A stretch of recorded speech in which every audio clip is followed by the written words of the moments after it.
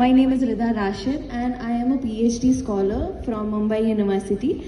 At the same time, I am the member of Skills Development, CII, Skills Development Panel. तो मैं दोनों चीज़ों को पैरेलली लेके चलूँगी. पहला चीज़ कि अगर हम एजुकेशन को लेके जाएं, I recently qualified for the third round of जो हमारा Young Leaders Dialogue हुआ, पर उसका सेंटर जो था वो जम्मू रखा गया, whereas कश्मीर में भी रखा जा सकता है. अभी अगर देखें क्लास 12th के एग्जाम्स भी चल रहे हैं, जिसमें बहुत बच्चों ने 12th क्लास के भी जो थे उन्होंने भी क्वालिफाई किया था and they could not make it, वो नहीं जा पाए जम्मू.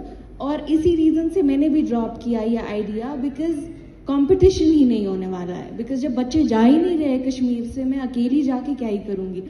सो वन थिंग इज देयर कि अगर छोटी लेवल का एग्जाम हो या बड़ी लेवल का एग्जाम हो, at least one centre should be allotted इन कश्मीर. ये फर्स्ट चीज़ है. सेकेंड इज दैट मेरा PhD जो है it is in medicinal plants. तो उसमें अगर मैं देखूं, अगर जो हमारा HADP है, which is the holistic agriculture development programme, इसमें कई लूप होल्स हैं. लेकिन अगर मैं मैप्स की बात करूं, पर्टिकुलरली जो मेडिसिनल एंड एरोमेटिक प्लांट्स है उसके लूप होल्स की बात करूं, तो पहला चीज़ ये है कि हमें कोई भी गारंटीड बायबैक पॉलिसी नहीं है. अगर हम फार्मर्स को बोलेंगे आप so and so particular herb उगाओ हमारे लिए, क्योंकि कश्मीर में एक ट्रिमेंडस पोटेंशियल है for medicinal plants and herbs, apart from हमारा जो हॉर्टिकल्चर है उसके अलावा. तो अगर हम उसकी बात करें, तो अगर हम उनको बोले भी उगाने के लिए, पहली चीज़ है कि जो हमारे साइंटिस्ट्स हैं उनके पास कोई स्पेशलाइज्ड कल्टिवेशन नॉलेज है नहीं, because nobody is doing it. Second, इसका एक पर्टिकुलर टाइम होता है फॉर द हार्वेस्ट टाइम. जो टाइम पे हम हार्वेस्ट करेंगे उसी टाइम पे उस हर्ब की क्वालिटीज़ जो है, उसकी पोटेंसी होगी वो हाई होती है. इसके अलावा पोस्ट हार्वेस्ट ट्रेनिंग भी नहीं होती है. एंड जो मेन चीज़ है the market linkage, it is not there. हम लोग हर्ब्स कुछ भी उगवा ले, कुछ भी करा ले. जैसे हमारा पर्पल रेवोल्यूशन है, पर्पल रेवोल्यूशन इंडिया में इतना हाइप हुआ, ये हुआ वो हुआ, but it was all on paper. Ground reality ये है कि हम लोग मार्केट लिंकेजेस नहीं कर दे पाए. जो फार्मर्स है वो सफ़र कर रहे हैं. इतना उनको बोला आपको सोएंत इतना मिलेगा, अभी लैवेंडर हनी का इतना करे 11,000 रुपये kg का मिलेगा, which is not practically possible, which is not possible. अगर पॉसिबल है तो आप इनको मार्केट दे दीजिए. तो ये फर्स्ट चीज़ था जो मैं मेरे इससे हर्ब्स के रिलेटेड बोलना चाहूँगी. अपार्ट फ्रॉम दैट, अच्छा, इसके अलावा मैम मैप्स में अगर हम देखिए, फीमेल एंटरप्रेन्योर्स को कुछ भी ज़्यादा इन जनरल कश्मीर में सपोर्ट नहीं मिल रहा है, बिग सपोर्ट जो होना चाहिए. अगर हम देखेंगे DIC की मैं बात करूँ मैम, 10,000 रुपीज़ हम भर रहे हैं फॉर लैंड अलॉटमेंट.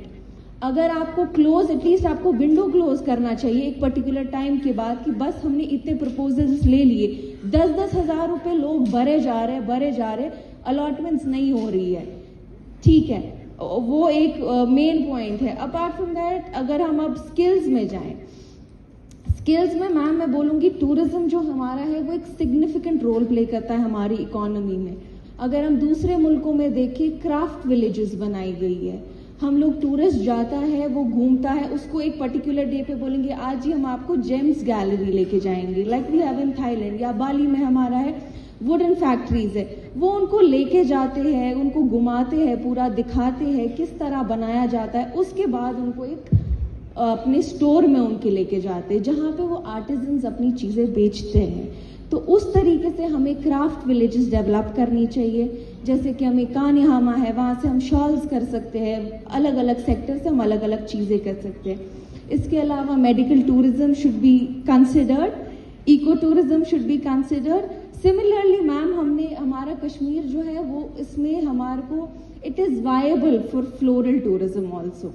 मैंने एक सिमिलर प्रपोज किया था IIIM श्रीनगर को, सनत नगर में, जिसमें मैंने उनको कहा था हम एक फ्लोरल गार्डन बनाएंगे. नो डाउट हमारा ट्यूलिप गार्डन 2007 में बना, उसमें अभी कुछ सिग्निफिकेंट इतनी चेंजेस हमने देखी ही नहीं. जो है हमने बस जी एरिया बढ़ाया, बट सिर्फ ट्यूलिप इज नॉट एवरीथिंग. हम लोग कुछ भी कर सकते हैं. हमारा यहाँ पर इतना फ्लोरल टूरिज्म डेवलप हो सकता है, गार्डन्स बना सकते हैं जिसमें हम मिलियंस ऑफ रेवेन्यू कलेक्ट कर सकते हैं. तो वो एक चीज़ है.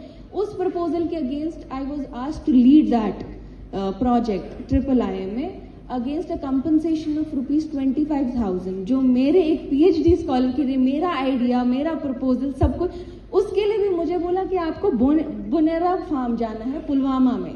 तो मैम 25,000 रुपीज़ में मैं अप डाउन करूँ, क्या करूँ, उसमें क्या ही हो सकता है। तो we need to have similar gardens there. हमारे जो है निशात विशात पे हम अब नहीं रिलाई कर सकते, we need to have floral gardens also.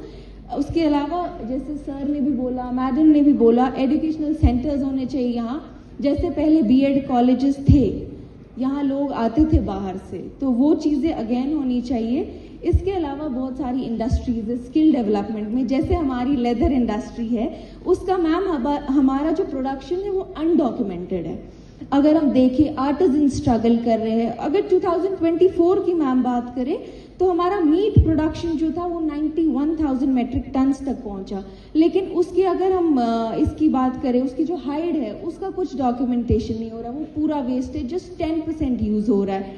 तो मैम इस इंडस्ट्री को हम रिवाइव करके एटलीस्ट 5,000 करोड़ का रेवेन्यू जनरेट कर सकते हैं पर ईयर।